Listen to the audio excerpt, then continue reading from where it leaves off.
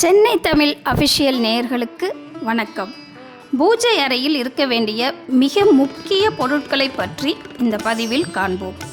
எல்லோருடைய வீடுகளிலும் பூஜை அறை அவங்கவுங்க வசதிக்கேற்ப கண்டிப்பாக இருக்கும்.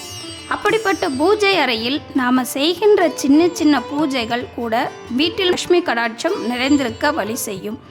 பாசிட்டிவ் எனர்ஜியை கொடுக்குற ஒரு இடம் எதுன்னு கேட்டிங்கன்னா கண்டிப்பாக பூஜை அறை தான். பூஜை அறையை எப்படி பராமரிக்கிறோம் என்பதை பொறுத்தே அவங்க எந்த அளவு ஆன்மீகத்தில் ஈடுபாடு உள்ளவங்கன்னு தெரியும்.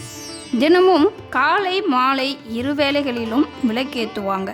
சிலர் மாலை பொழுதில் மட்டுமே விளக்கேற்றுவாங்க. இவ்வாறு தொடர்ந்து செய்து வந்தால் வீடு மங்களகரமாகவும் முன்னேற்றமாகவும் இருக்கும். வீட்டில் எத்தனையோ சுவாமி படங்கள் இருந்தாலும் அவங்களுக்குன்னு இருக்கிற குலதெய்வம் இருப்பாங்க. மறக்காமல் அவங்க படத்தையும் வாங்கி வைங்க. எவ்வளவு கோவில் போனாலும் சுவாமி படங்களை வணங்கினாலும் முதல்ல கும்பிட வேண்டியது குலதெய்வத்தை தான். அப்புறம் விரும்பிய தெய்வங்களை வணங்கலாம். அதுபோல் விளக்கும் பார்த்திங்கன்னா குத்து விளக்கு, காமாட்சி அம்மன் விளக்கு, வெள்ளி விளக்குன்னு நிறைய வகைகள் இருக்குது. இருந்தாலும் மண் அகல் விளக்கையும் ஒன்று ஏற்றுங்க. இவை நல்ல பலனை தரும். அகல் விளக்கு எல்லா நாட்களிலும் ஏற்றலாம். ஏலக்காயில் மகாலட்சுமி வாசம் செய்வதா ஓர் ஐதீகம் உண்டு. பெரிய பெரிய பூஜைகள் ஹோமங்கள் நடக்கிற இடத்துலலாம் பார்த்தா கட்டாயம் பன்னீர் சேர்ப்பாங்க. பன்னீரில் அபிஷேகம் செய்வாங்க. அப்படிப்பட்ட பன்னீரில் தூளாக்கிய ஏலக்காய் பொடியை சேர்த்து வெள்ளிக்கிழமைகளில் வீட்டில் தெளித்தால் வீடு வாசனையுடன் இருக்கும்.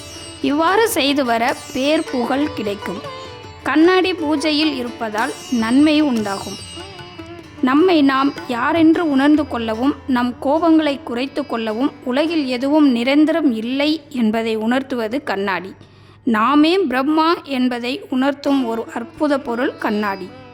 வலம்புரி சங்கு வீட்டின் பூஜை அறையில் வைத்து பூஜை செய்வதும் வாழ்வில் சிறப்பை உண்டு பண்ணும். துர்சக்திகளை விரட்டும் சக்தி பெற்றது வலம்புரி சங்கு. விளக்கேற்றும் பொழுது விளக்கை அப்படியே ஏற்றி பெருந்தட்டில் வைக்காமல் விளக்கை ஒரு தட்டில் சிறிது அரிசி மஞ்சள் கலந்து பரப்பி அதில் பூக்கள் தூவி அதன் மேல் விளக்கை ஏற்றி வந்தால் நன்மைகள் கிடைக்கும். தீபம் காட்டிய பின் நெய்வேத்தியமாக 2 கற்கண்டோ அதுவும் இல்லைன்னா சர்க்கரை 1 ஸ்பூன் வச்சு கும்பிடுங்க. தினம் ஏதாவது ஒரு உணவை சமைச்சு கும்பிட முடியாதவங்க இப்படியும் நைவேத்தியம் செய்யலாம். சர்க்கரையும் கற்கண்டுமே போதும். தொடர்ந்து இப்படி செய்து வர வீட்டில் மகிழ்வான நல்ல விஷயங்கள் நடக்கும். அடுத்து பூஜை அறையில் அன்னபூரணி வைத்து வழிபடுங்கள். சின்னதாக கம்மி விலையிலேயே கிடைக்கும். வாங்கி அரிசியில் வைத்து வழிபட உணவு பஞ்சம் வாழ்க்கையில் ஏற்படாது. அன்னபூரணி இருக்கும் வீடு அட்சய பாத்திரம் போல அல்ல குறையாத உணவினை கொடுக்கும். எப்போதும் உணவு பற்றாக்குறை ஏற்படாது. வறுமையோ வராது. வெற்றியை தரும் வெற்றிலை, அதுவும் பூஜை அறையில் வைத்து வணங்க வேண்டிய ஒரு முக்கிய பொருள். பூஜை அறையில் பஞ்ச பாத்திரத்தில் தினம் தண்ணீர் மாற்றி வைங்க. முடிஞ்சால் அதில் ஒரு துளசியை போட்டு இல்லைன்னா ஒரு பூ போட்டு வைக்கலாம். சுவாமி படங்களுக்கு சாத்திர வஸ்திரங்கள், தூபம் போட சாம்பிராணி, விளக்கேற்றும் எண்ணெய், நெய், மஞ்சள், சந்தனம், குங்குமம், அத்தர், ஜவ்வாது போன்ற முக்கிய பொருட்களும் பூஜை அறையில் இருப்பது நன்மை அளிக்கும்.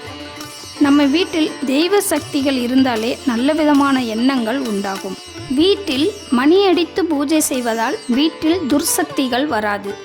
வீட்டில் வாசனை நிறைந்த பூக்கள், ஏலக்காய், ஜவ்வாது, பத்தி போன்றவற்றை வைப்பதால் வீட்டில் அதிக லட்சுமி கடாட்சம் உண்டு பண்ணும். வீட்டில் பூஜை அறை தெய்வாம்சம் நிறைந்ததாக இருந்தால் மனதும் கவலைகள் இன்றி அமைதியுடனும் புத்துணர்ச்சியுடனும் இருக்கும். வீட்டில் லட்சுமி கடாட்சம் என்றும் நிறைந்திருக்கும். இந்த பதிவு பிடித்திருந்தால் லைக் பண்ணுங்கள், ஷேர் பண்ணுங்கள், மறக்காமல் சப்ஸ்கிரைப் பண்ணுங்கள். நன்றி, வணக்கம்.